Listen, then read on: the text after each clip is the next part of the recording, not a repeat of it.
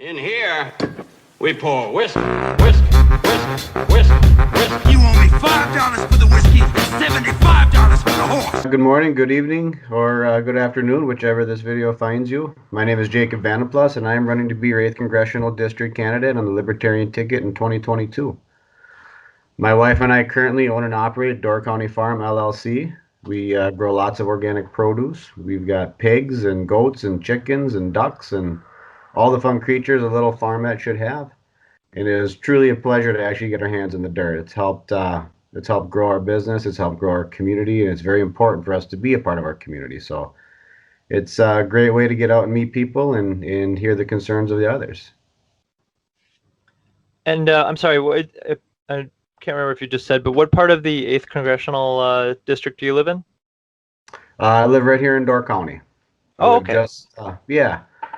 So I'm about 6 miles out of town past Walgreens. So if you're traveling down County S, we're almost right smack in the dab between Algoma and Sturgeon Bay. Okay, so yeah, you're south of the canal. Yeah. Yep. Yeah, south of the city a little bit. 6 miles exactly from Walgreens. Okay, so you're running as a libertarian. How did you get involved with the Libertarian Party? It all actually started right a couple months before the 2020 election. I reached out to the chairman of the Door County for Liberty affiliate here in Door County and actually asked if they needed help with security when George Jorgensen came down to Madison. And they said yes. And I went down and helped pull security because I was always interested in learning more about the Libertarian Party.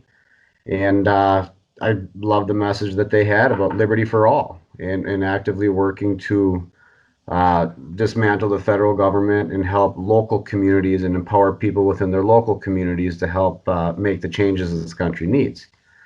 And it kind of snowballed from there. And the next thing you know, about 9 months later, I've got a congressional campaign that we're putting together, and I'm vice chairman for the whole state of Wisconsin. It's been a great adventure, and there's a tremendous amount of people, and it's growing. Within the last 2 months, we've added on probably 4 different affiliates just here within the 8th Congressional District. Well, 3 within the 8th Congressional District, and then 1 that's out in Manitowoc that we're starting to assemble right now. So it's growing. People are hungry for liberty, and we hope we can organize and empower the people within their own communities. So this might be a difficult question, but with us coming up now on the 20-year anniversary of 9/11, what do you think about America's response to it and going to war in Afghanistan and Iraq? And I know you're a veteran yourself, so what's your take on this? The more that I've learned about the Iraq War and the wars in Afghanistan, we need to get our troops home. But there's not even a plan right now. We're just kind of there. And when you look at the history of the conflicts, like right now, the biggest adversary we're fighting in Iraq is ISIS. Well, at one point in time, we used to fund ISIS to help fight, Iraqi militants within Baghdad and all these other cities. We used to fund those same militants to fight Saddam. We used to fund Saddam to fight Iran. And Iran hates us because we overthrew the elected leader and installed a tyrannical dictator. So if we just stopped messing around with other countries and stuck to George Washington's Declaration of Neutrality, we wouldn't have half the problems we currently have. We used to fund Osama bin Laden to help fight the Russians. It was Congressman Charlie Wilson gave the Afghanistans a whole lot of support in the late 80s and stuff like that to help fight against the Russians. And part of that deal was we helped rebuild Afghanistan once they defeated the Russians. And then when we backed out from that portion of the deal of helping rebuild Afghanistan because we destroyed the entire country, or their whole country was destroyed, that ended up developing a terrorist cell that eventually came back and attacked us. So if we stayed out of foreign conflicts and focused on actual trade, not only would it help us, it'd help other countries as well.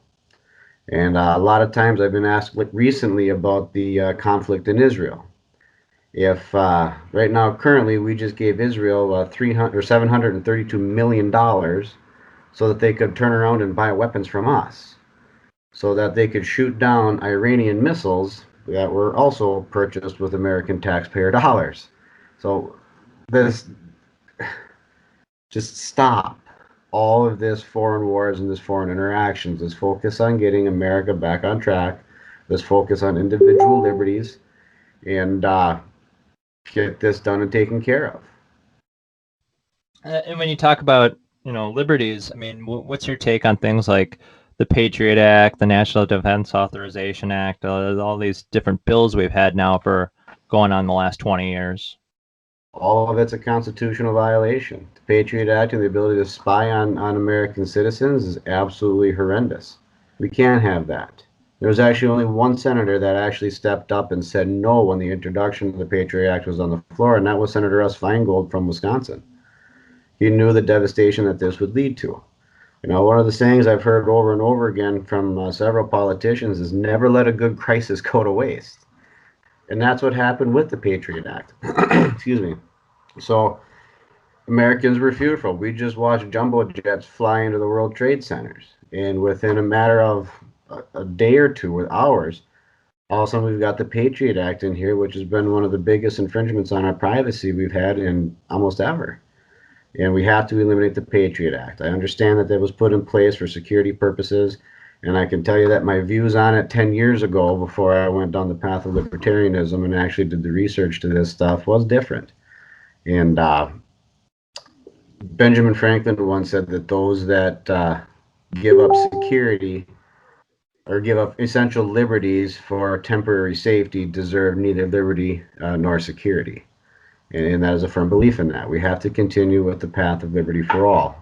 And it can be ugly at sometimes, liberty for all, especially when we start talking about the mask mandates and stuff that we're seeing now. When this virus first hit, we didn't know what was going on with the virus. And at that point in time, what I personally witnessed was everyone was willing to wear a mask until they became mandated. As soon as it became mandated, people felt the authority. I don't know why, but they decided that because it was mandated, they were taking their masks off now. And now we're at the point in time within this virus that we actually have data to actually uh, use to make decisions on this, and we're seeing a lot of the data just simply being ignored. So I went off on a little tangent there. Oh, no, and actually that brings up a good issue. I mean, the whole COVID and how to balance the safety and then security and not have government overreach. One question about COVID. I mean, what is your thoughts on how the vaccine has come out? I mean, doesn't it seem like there's a little bit of a monopoly on who gets to produce the vaccine? And I mean, in a free market system, shouldn't we have more companies producing it? Yeah, absolutely. And when it comes down to big pharma, we could do a 2 hour long podcast on big pharma and the issues there. And yes, and now we're at the point in time to where so much of the vaccine has been produced.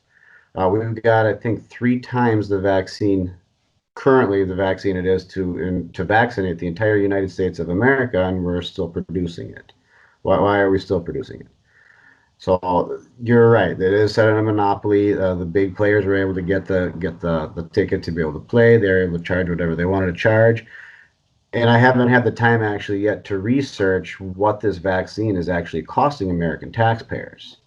Now, I do know in the first part of this here, when we had the big push to manufacture extra ventilators and stuff like that, the normal cost of a ventilator was about $1,500, and I believe the American taxpayers footed the bill at almost $60,000 per ventilator. So there's definitely some shenanigans that are going on with that as well. There's little or no oversight with any of the decisions that happened at the first part of this. The virus was hitting hard and fast, and now we've got a monopoly. You're correct, with a monopoly with some of the big drug companies, and it is not open up to the free market. But it was also done to be able to help expedite getting the vaccine out. But now that we have the level of vaccines that we have, we need to start opening that back up and get the patents away as well, so that we can actually function within the free market. And you're running against Mike Gallagher, correct? That is correct. What would you say something you've seen of his that you would consider to be a failure? The fact that he ran to set term limits, and you can't campaign on that for the sole fact that you need to get half of Congress to actually vote themselves out of Congress. So, I mean, that was a failure on his end. One of the pieces of legislation that he's trying to push right now is eliminating foreign lobbyists from, or past congressmen from being foreign lobbyists for actually lobbying for foreign countries.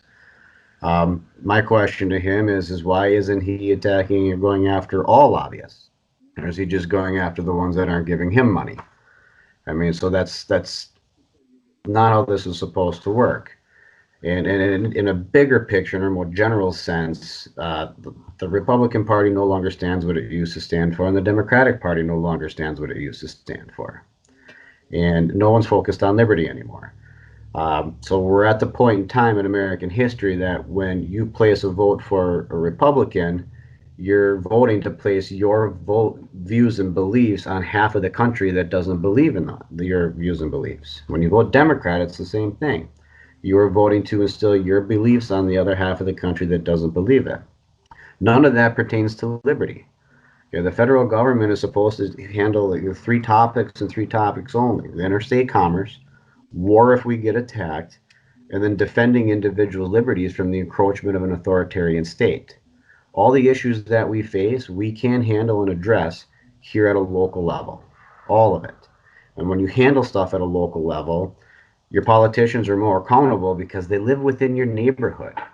Your tax dollars, you can see specifically how your tax dollars are being used. They're not being wasted because you can see the output of it. So instead of sending millions and billions of dollars overseas, your tax dollars are staying within your own community. We can do some good stuff within our community. We can actually help our neighbors out when we need to help our neighbors out through local legislation and charitable works and volunteerism.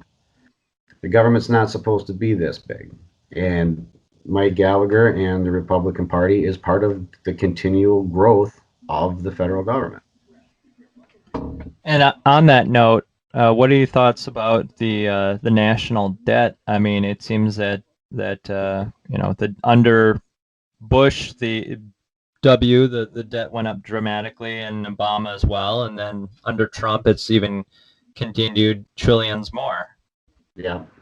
Donald Trump actually spent more in 4 years than what Barack Obama did in 8. So I can only imagine what it would have been if Donald Trump stayed in office for 4 more years. He would have blown probably Barack Obama and George W. out of the water. It's incredible to me to see, and we're getting to the point right now to where the inflation on our currency is actually superseding the interest that's happened that you get in return, your return on investment on a 10-year Treasury note. So if the inflation is going to be superseding the interest, no one's going to be buying up our debt. We're also getting to the point right now where 2021, we're anticipating it being 105 to 125% debt to GDP ratio. When you get to these levels, anything over a 75% debt to GDP ratio, we actually hold back economic growth overall. So the massive debt that we currently carry, one, we're wasting a lot of money on the interest, billions of dollars a year on the interest that we're paying on these loans. And it is part of how Americans invest and so on and so forth, but we're getting to the point to where the debt is actually holding back economic growth, and we have to get that managed. And that is one of the biggest things that I want to address in Congress is the financial future of this country. And with ending the wars overseas and ending the war on drugs, we're able to save a bunch of these tax dollars that we're currently using that we shouldn't be using for all these foreign wars and for victimless crimes. And actually, as you bring up the war on drugs, I mean, how it all comes together. I mean, you see the connection, I'm assuming, between the war on drugs and veteran issues, and how it's leading to, I mean, the cycle. I mean, as a veteran, I mean, I hate to bring it up because it's such a difficult issue, but the veteran suicide rates. I mean, how would you address veteran suicide, the war on drugs, and things like that as a member of Congress? As a member of Congress, I would really, really want to get more people active. The biggest thing that has helped me with coming back in my own personal struggles with PTSD and my time overseas was marijuana. That has helped me more than in anything that the VA ever did. I actually stopped going to the VA. Opening up medical marijuana for veterans who are struggling with PTSD is first and foremost absolutely imperative. We still lose 22 veterans a day to suicide, and that is simply unacceptable in any manner. And there's really no help. They say that there's help. If you've ever had the opportunity of utilizing the VA, you might as well just hit your thumb with a hammer over and over again because it's a lot easier to deal with that than it is the VA. In Congress, I do want to eliminate marijuana as a Schedule 1 drug. That is going to be the top priority, and actually ending the war on drugs is going to help not only financially for the country, but also with immigration, because that's driving the problems that we're seeing on the border is actually the war on drugs. As far as helping out veterans with their medical care once they do get home, we need to figure out why exactly there's so much red tape within the VA medical system. Because that's what it really comes down to is we have bureaucrats making medical decisions instead of doctors taking care of their patients. Donald Trump did open up something or create a program called the Community Cares Program that has helped, but I can tell you through personal experience that is still muddied up pretty extensively. There's a lot of gray areas. There's a lot of questions. It doesn't flow very smoothly. And first time that I utilized it, I ended up getting stuck with the bill. So, I mean, it didn't work as anticipated. So there's a lot of stuff that we can do, but it really comes down to focusing on getting the federal government out of the way and getting the local legislators to be working on these problems so that they have a finger on the pulse within their own communities on what veterans actually need. That's the best way to help our veterans is the close community. And as far as helping veterans with suicide, I really, really, really want to see more veterans getting involved with their VFWs and their American Legions. Get in contact with these veterans that are already there. We already have existing organizations that help veterans. I'm a part of the American Legion Post 327 here in Forestville. I'm the youngest one there, but there's one other guy from the Iraq War era here, and the rest, everybody else is from Vietnam and older. And there's just not this generation of veterans that are coming home from the Iraq and Afghanistan's war aren't as active within these veteran organizations as the older generations are. So I would really, really want to use my platform to actually encourage veterans to get involved with that because there is a lot of resources that these old veterans have used for themselves in the past and know how to work the system efficiently because they've had to struggle through it themselves. And being able to just hear that there's other veterans available that have struggled with the VA and have struggled to get help, to know that there are others that are there to help you has been a tremendous help for myself and for others as well. These are great organizations that we should be helping support with our local monies if we can, just to be able to get that extra outreach out there. So if you can make a donation to your local VFWs and your American Legions, that's a great and a tremendous way to help any and all veterans. So, if you are elected to Congress, I mean, with the Obama or the Biden administration, is there anything you think you agree with the Biden administration on? What would be something you disagree with the Biden administration on? One of the things that I actually like that the Biden administration did is they stopped funding the Yemen genocide. They stopped funding the Saudi Arabian led conflict in Yemen. So that is something I can say that they did really, really well. Now that they started to lift these mask mandates, I'm liking that, even though they're a little bit behind the curveball as far as the actual data and stuff like that. How would I be able to help influence it? It's the simple fact that we have somebody in Congress, and I'm not the only one that's running for Congress in 2022. There's a lot of libertarians and a lot of third-party individual or independents that are stepping up to run. And the traction that some of these candidates are getting has been absolutely tremendous. Being a libertarian, I'm actually able to talk with individuals from both sides, from the Democrats and the Republicans, and I can tell you now, everybody's pissed. Democrats are pissed, Republicans are pissed. There's not a lot of people are liking the direction that this country is going. There's a lot of people knew that they didn't want Donald Trump as president. Joe Biden didn't exactly have a whole lot of a campaign other than I'm just not that guy. And we're seeing the result in this. And when you actually look at the campaign numbers, in 2016, we had the two most unpopular presidential candidates in all of American history. What's that say? 11% of Americans right now have faith in our federal government. 11%. And it's because every time these individuals get into Washington, D.C., they fall into the establishment and they get filthy rich and they don't do anything that they claim that they were going to do. I don't have any affiliation other than being a voice of the people. And that is my only goal. I don't have any big business contributions. I'm not interested in any big business contributions. My only goal is to empower people within the community and use my platform to do so. And we're starting to see some of the effects of that just as me as a candidate as well. So as long as George Washington actually said, liberty, once it takes root, is a plant of rapid growth. So our entire message is empowering communities and getting to Washington, D.C. and trying to dismantle what we can to actually give more freedoms and liberties to people within their local communities to do what they need to do. So running as a third party candidate, have you received any coverage yet by the Door County media or the media in that area? Not yet. No, it's really hard to reach out. We've had a couple events. We do a monthly event in Green Bay.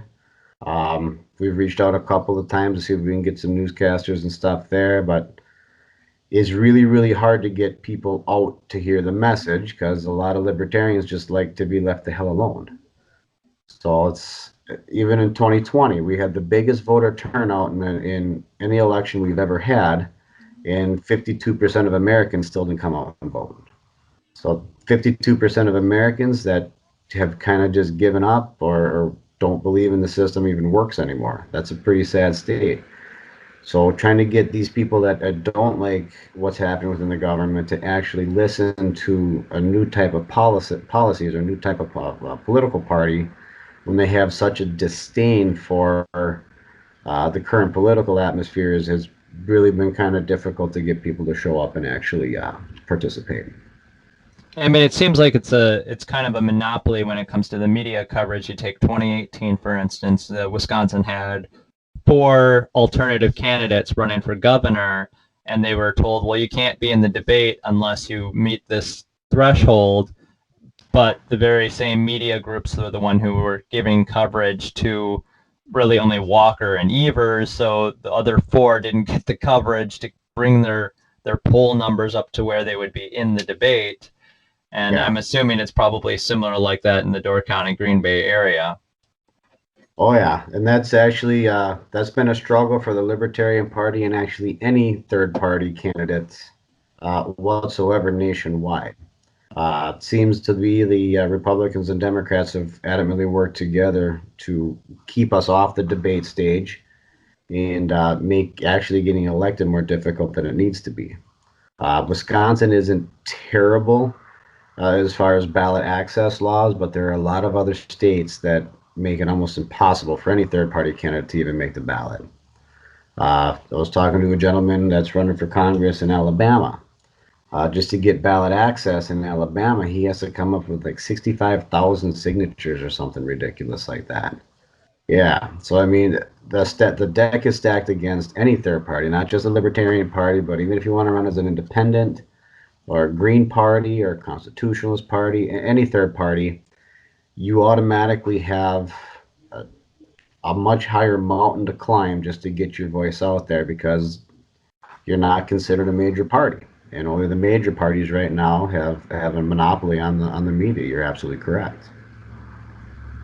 And tell us, I mean, what kind of issues might be going on? Well, what issues are going on right now with Sturgeon Bay, Door County? I mean, I'm familiar with the county. I've lived there. I lived there for about 6 years, and it always seemed like there was some development group trying to destroy some, natural part of something or build something new. What would you say are maybe some big issues going on in the Door County area these days?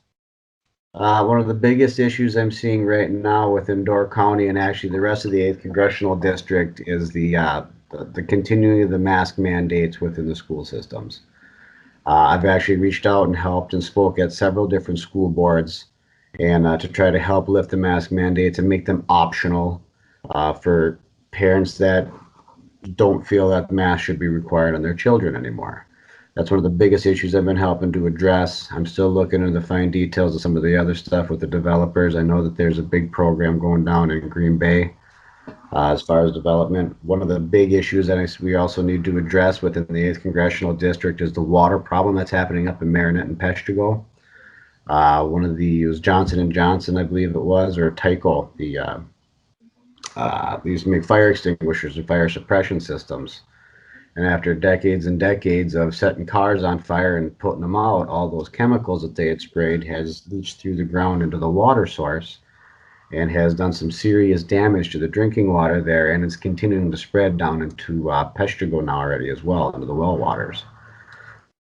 So that's something that we really need to be taking a look at and address that. And I know Elijah Bankey, the Republican Assemblyman in the 89th Assembly, he's got a solid finger on the pulse with that, so I've been working with him to keep up to date and how that's all rolling out as well.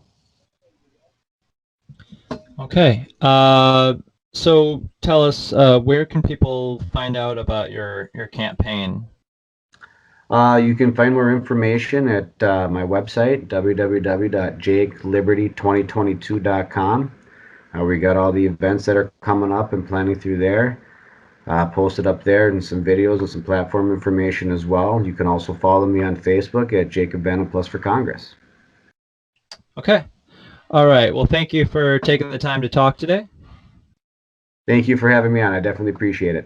In here, we pour whiskey, whiskey, whiskey, whiskey, whiskey. You owe me $5 for the whiskey and $75 for the horse.